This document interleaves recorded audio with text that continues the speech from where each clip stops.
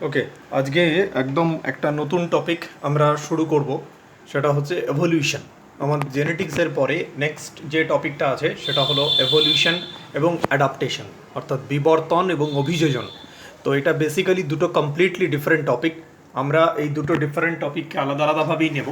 প্রথমে আমরা নেব এভলিউশন পোর্শনটা, দ্যাট ইজ বিবর্তন পোর্শনটা, তারপরে আমরা অ্যাডাপ্টেশনের দিকে যাব। এখন ফার্স্ট অফ অল দেখো এভলিউশন কী বা বিবর্তন কী না। আজকে ডেটে দাঁড়িয়ে আমরা যে ধরনের জীবদের আমাদের আশেপাশে দেখছি, এমনকি ইনক্লুডিং হিউম্যান বিংস, মানুষ পর্যন্ত, এই পুরোপুরি এত উন্নত জীব কিন্তু পৃথিবীতে একদিনে আসেনি। আমরা যদি একদম পৃথিবীর আদি যুগে চলে যাই, একদম প্রাণ সৃষ্টির প্রাথমিক অবস্থার দিকে চলে যাই, তাহলে সেই সময় যে সমস্ত জীবগুলো ছিল তারা ছিল অত্যন্ত সরল, তারা ছিল এককোষী। তাদের জীবনযাত্রা থেকে শুরু করে বিভিন্ন ধরনের জৈবনিক ক্রিয়া, বিপাকীয় ক্রিয়া, এগুলো ছিল অত্যন্ত সরল ধরনের। সেই সমস্ত সরল এবং অনুন্নত জীব থেকে বর্তমানে উন্নত এবং জটিল জীবের সৃষ্টি হয়েছে। এখন এই যে ধারাবাহিক পরিবর্তনের মাধ্যমে এক সময়কার সরল অনুন্নত জীব থেকে বর্তমানে জটিল উন্নত জীবের সৃষ্টি, এটাকেই অ্যাকচুয়ালি আমরা বলে থাকি এভলিউশন। এটা যদি আমরা যে কোনো জীব, আমরা যদি ঘোড়ার ক্ষেত্রে দেখি তাদের একটা এরকম এভলিউশন হিস্ট্রি আছে, মানুষের ক্ষেত্রে যদি আমরা দেখি তাদেরও একটা এরকম ধারাবাহিক পরিবর্তনের মাধ্যমে আজকে হোমো ইরেকটাস মানে আধুনিক মানুষের সৃষ্টি হয়েছে। ইনফ্যাক্ট আমাদের ঘোড়ার এভলিউশনের এন্টায়ার সিকোয়েন্সটা পড়তে হবে পরে, যে আমরা দেখব যে একদম সেই প্রাগৈতিহাসিক যুগের যে আদি ঘোড়া, সেখান থেকে কিভাবে ধারাবাহিক বিবর্তনের মাধ্যমে কোন কোন পরিবর্তনের মাধ্যমে আধুনিক ঘোড়ার সৃষ্টি হয়েছে। যাই হোক, যে কোনো জীবের ক্ষেত্রেই যে সরল অনুন্নত জীব থেকে যে ধারাবাহিক পরিবর্তনের মাধ্যমে উন্নত জটিল জীব গড়ে ওঠে, তাকেই অ্যাকচুয়ালি আমরা বলে থাকি এভলিউশন। এখন এভলিউশন পড়তে গেলে সবার আগে আমাদের যে জিনিসটা খেয়াল রাখতে হবে সেটা হচ্ছে পৃথিবীতে প্রাণের আবির্ভাব কী করে ঘটলো, কিভাবে পৃথিবীতে প্রথম প্রাণ সৃষ্টি হলো। এই সম্পর্কে অনেকগুলো মতামত একসময় প্রচলিত ছিল।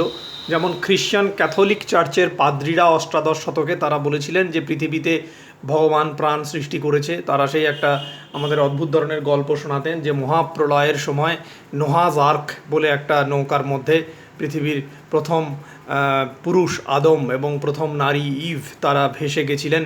প্রত্যেকটা প্রাণীর প্রজাতির কিছু কিছু স্যাম্পল, তারা নমুনা তারা ওই নৌকার মধ্যে নিয়েছিলেন।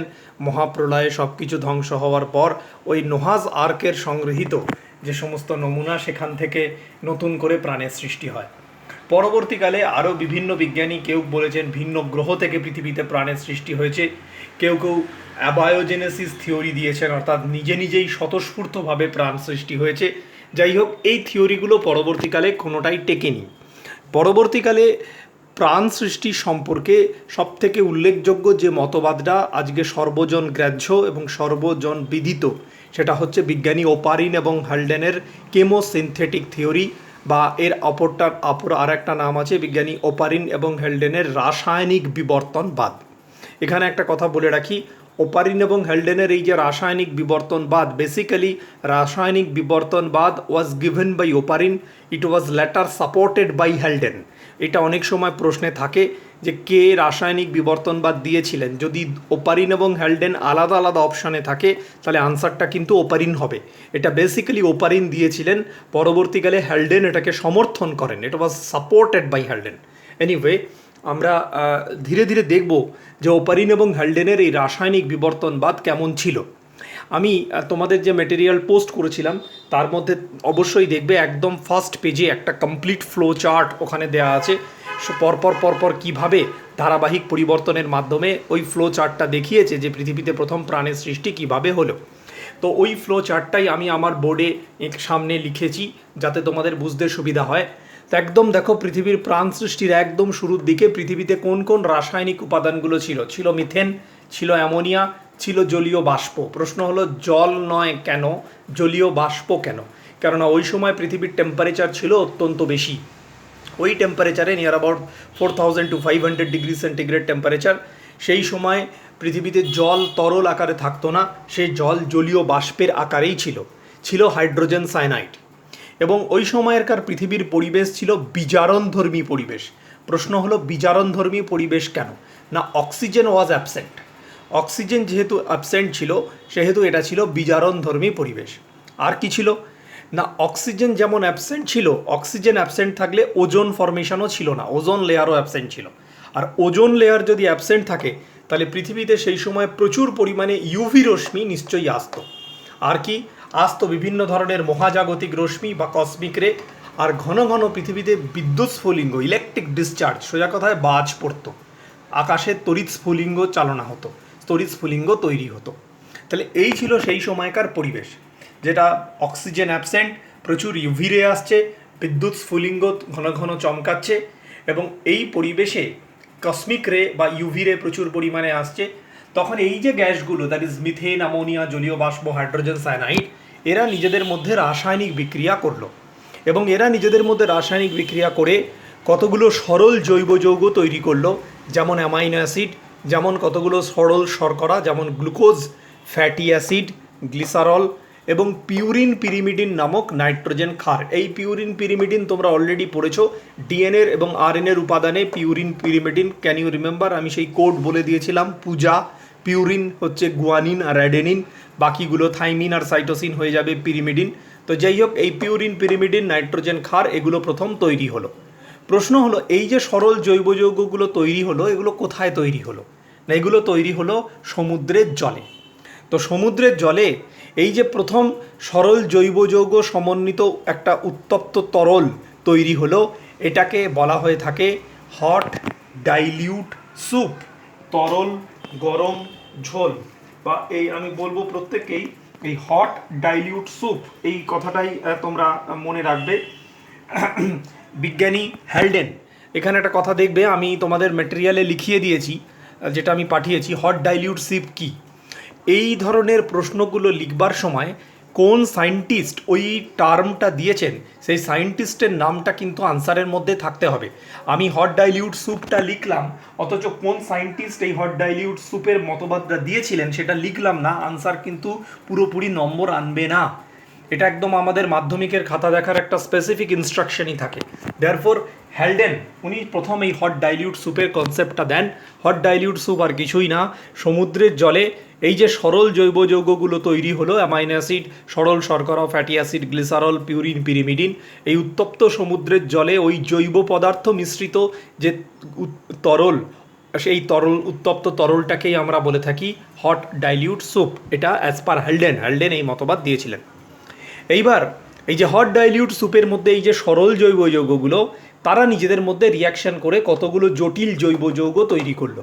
এখানে একটু আমি দেখতে বলবো, দেখো সরল জৈব যৌগ ছিল অ্যামাইনো অ্যাসিড, কতগুলো অ্যামাইনো অ্যাসিড পরপর জুড়ে গিয়ে প্রোটিন তৈরি হয়ে গেল। ছিল সরল শর্করা, সেই সরল শর্করাগুলো জুড়ে গিয়ে বহু শর্করা বা পলিস্যাকারাইড তৈরি করলো। ছিল ফ্যাটি অ্যাসিড এবং গ্লিসারল, এই ফ্যাটি অ্যাসিড আর গ্লিসারল যুক্ত হয়ে গিয়ে ফ্যাট ও লিপিড তৈরি করলো। মানে আমি বোঝাতে চাইছি যে সরল জৈব যৌগে যে উপাদানগুলো ছিল সেগুলো নিজেদের মধ্যে পলিমারাইজ করে গিয়ে, নিজেদের মধ্যে যুক্ত হয়ে গিয়ে পরবর্তীকালে জটিল জৈব যৌগগুলো তৈরি করলো। এই যে পিউরিন পিরিমিডিন, পিউরিন পিরিমিডিনের সঙ্গে পরবর্তীকালে রাইবোজ, সুগার, ফসফরিক অ্যাসিড যুক্ত হয়ে গিয়ে নিউক্লিক অ্যাসিড তৈরি করলো, দ্যাট ইজ ডিএনএ বা আরএনএ তৈরি করলো। Now that brings to one fundamental question, যে কোন নিউক্লিক অ্যাসিড পৃথিবীতে প্রথম এসেছে? Is it DNA or is it RNA? মনে রাখবে, পৃথিবীতে প্রথম যে নিউক্লিক অ্যাসিড আসে সেটা RNA, not DNA. That's why ওই সময়কার পরিবেশকে বলা হয়ে থাকে আরএনএ ওয়ার্ল্ড। কেন না, পৃথিবীতে প্রথম আরএনএই আবির্ভূত হয়েছে, তাই ওই সময়কার পরিবেশকে আমরা বলে থাকি আরএনএ ওয়ার্ল্ড। এটা আরএনএর বিভিন্ন আরএনএর উৎসেচকের মতো কার্যকারিতার ক্ষমতা রয়েছে। এটা দেখে বোঝা যায় যে আরএনএ বেসিক্যালি পৃথিবীতে প্রথম আবির্ভূত হয়েছিল, কেননা আরএনএর মধ্যে অনুঘটন ক্ষমতা ছিল। ওরা বিভিন্ন রাসায়নিক বিক্রিয়া বা বিপাকীয় ক্রিয়ার অনুঘটক রূপে কাজ করতে পারত। পরবর্তীকালে আরএনএর থেকেও অনেক সুস্থিত মলিকুল, দ্যাট ইজ ডিএনএর আবির্ভাব হয়েছে। So basically first nucleic acid which arise, that is RNA, এবং ওই সময়কার ওই পরিবেশকে বলা হয়ে থাকে আরএনএ ওয়ার্ল্ড বা আরএনএময় বিশ্ব।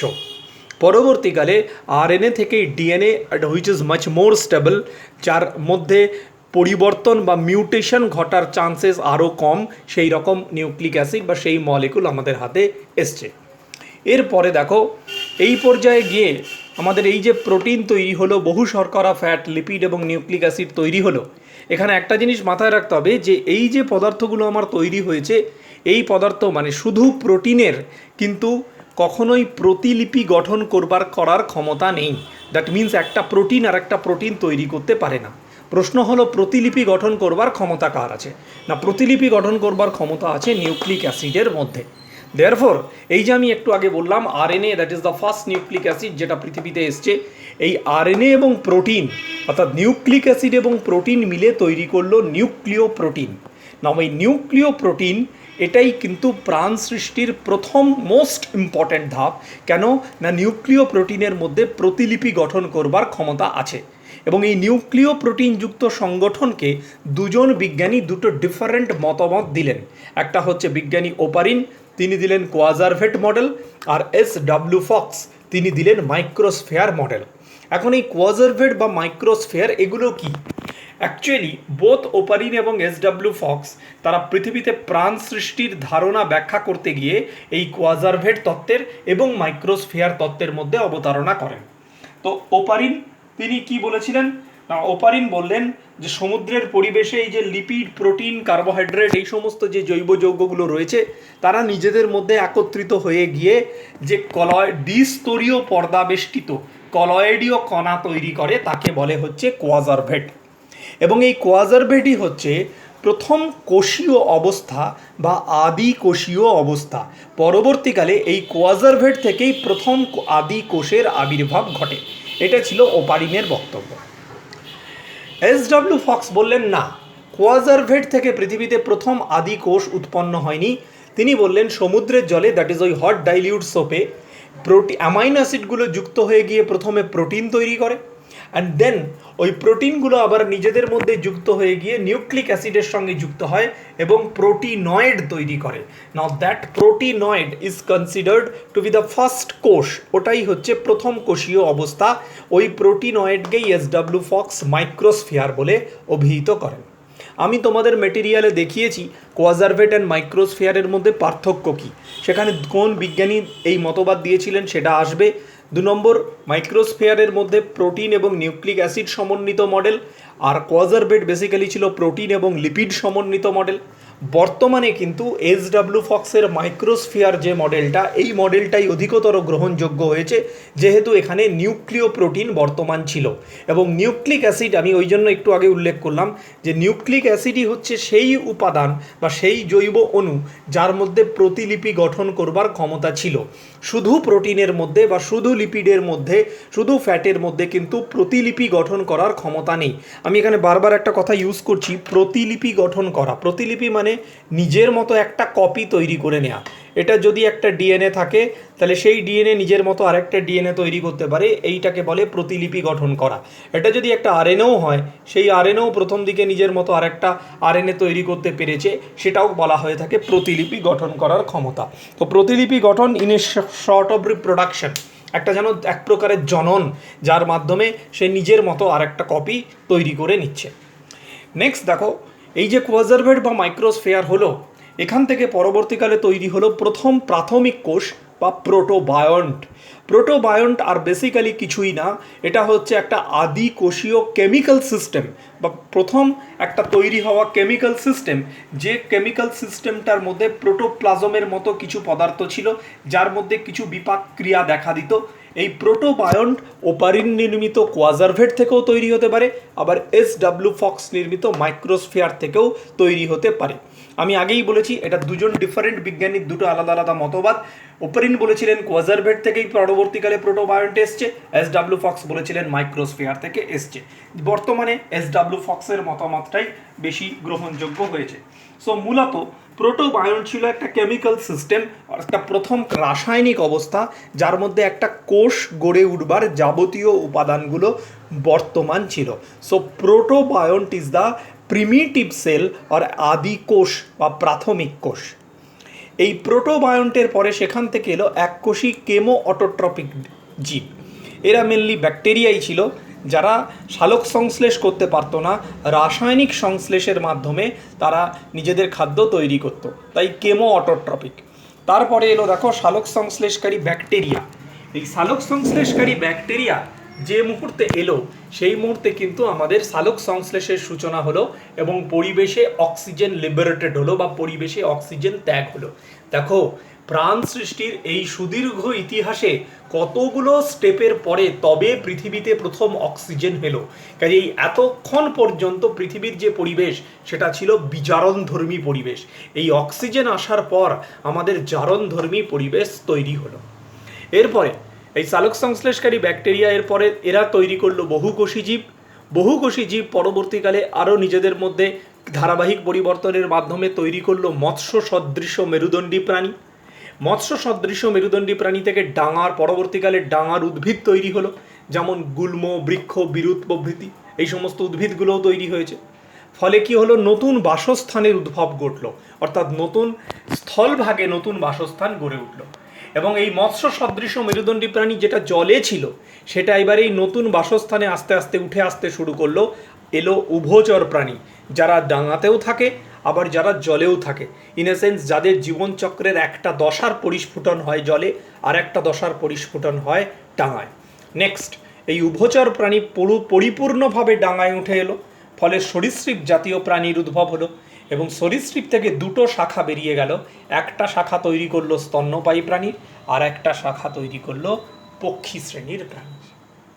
এই ছিল পৃথিবীর ধারাবাহিক বিবর্তনের কমপ্লিট রেখচিত্র। এইখানে যেটা সবথেকে ইম্পর্টেন্ট বা তোমাদের জানতে হবে যে ওপারিন এবং হেলডেন তাদের রাসায়নিক বিবর্তনবাদে কি বললেন। তারা বললেন পৃথিবীতে প্রাণ এমনি এমনিও তৈরি হয়নি, ভিন্ন গ্রহ থেকেও পৃথিবীতে প্রাণ আসেনি, ভগবানও পৃথিবীতে প্রাণ তৈরি করেনি। পৃথিবীতে প্রাণ সৃষ্টি হয়েছে কতগুলো অজৈব অণু থেকে। এই সেই অজৈব অণু যারা পরবর্তীকালে amino acid, fatty acid, nucleic acid তৈরি করেছে, নিউক্লিয় প্রোটিন তৈরি হয়েছে। এবং তারা বললেন যে পৃথিবীতে প্রাণ সৃষ্টিটাকে দুটো ভাগে ভাগ করা যায়। একটা হচ্ছে অজৈব অণু থেকে প্রথম আদি কোষীয় অবস্থা তৈরি, এইটাকে ওনারা বললেন কেমোজেনি। দ্যাট ইজ এই একদম মিথেন অ্যামোনিয়া থেকে শুরু করে কোয়াজারভেট মাইক্রোস্ফিয়ার তৈরি পর্যন্ত, দ্যাট ইজ নিউক্লিয় প্রোটিন পর্যন্ত। এটা এখানে দেখো, এখানে কেমোজেনিতে অ্যাকচুয়ালি কী হয়েছে না, কতগুলো অজৈব অণু থেকে কতগুলো জৈব অণু এবং জৈব অণুগুলো থেকে আবার কতগুলো জৈব অণু তৈরি হয়েছে, সেটা সরল থেকে জটিল হয়েছে। অর্থাৎ কতগুলো ইনঅর্গ্যানিক বা অজৈব অণু থেকে জৈব অণু, আবার জৈব অণু থেকে ধারাবাহিক বিবর্তনের মাধ্যমে কতগুলো জৈব অণু তৈরি হয়েছে, এইটাকে ওনা বললেন কেমোজেনি।